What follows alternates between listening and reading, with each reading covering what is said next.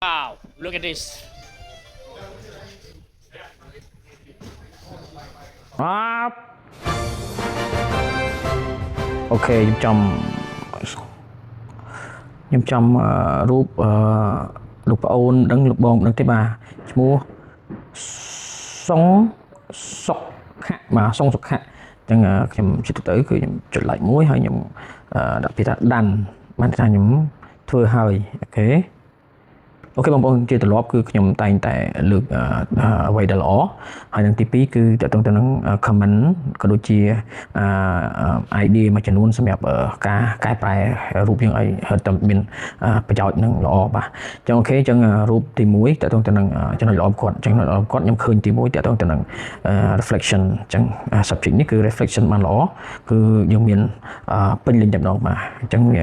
ដាច់ក្បាលទេឃើញទេចឹងលើក៏អត់អីដែរអញ្ចឹងវាពេញលេញតែម្ដងអញ្ចឹងខ្ញុំចូលចិត្តកន្លែងហ្នឹងហើយ reflection កន្លែងនេះបាទក៏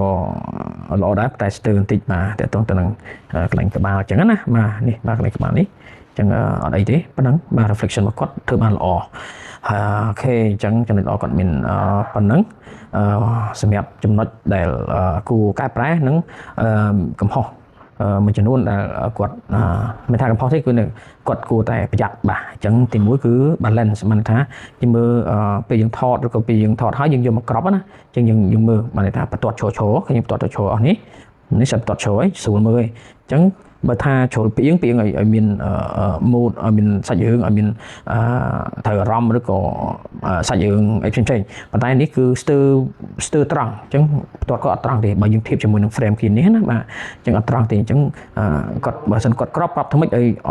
យស្មើ balance ឬក៏ឲ្យផ្ទាន់គឺត្រង់តែម្ដងកុំឲ្យមានវាអញ្ចឹងណា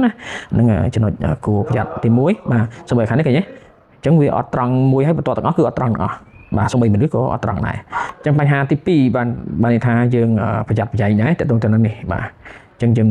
ព្យាយាម subject យើងនេះបាទក្មេងក្បាលគាត់ហ្នឹងគឺជាមួយនឹងនេះគាត់យើង duplicate ជាមួយនឹងមានស្រមោលអញ្ចឹងណាអញ្ចឹងបើយើងគិតបន្តិចមកឲ្យក្បាលនៅក្នុងដូចក្មេងប្រុសខាងនេះបាទនៅក្នុងតំបន់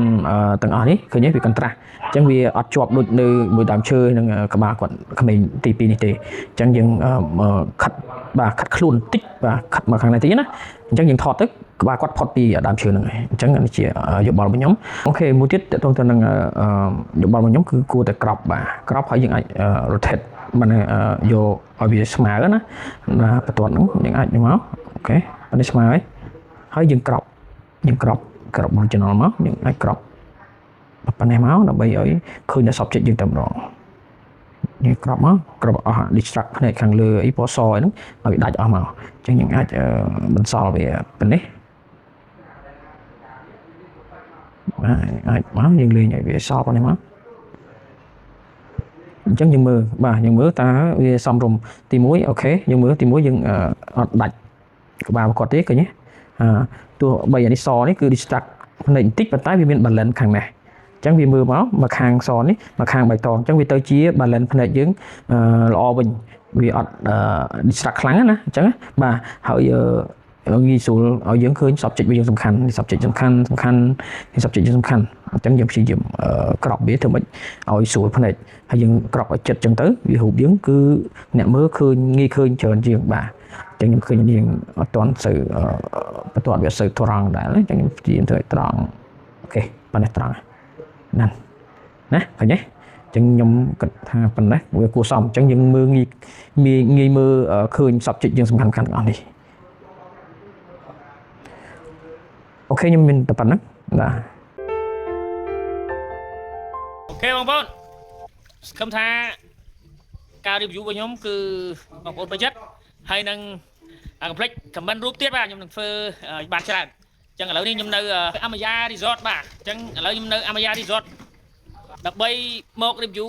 រូបភាពបងប្អូននៅទីនេះតែម្ដងបាទអូខេ Play your photo is your bird ជួបគ្នាវីដេអូក្រោយ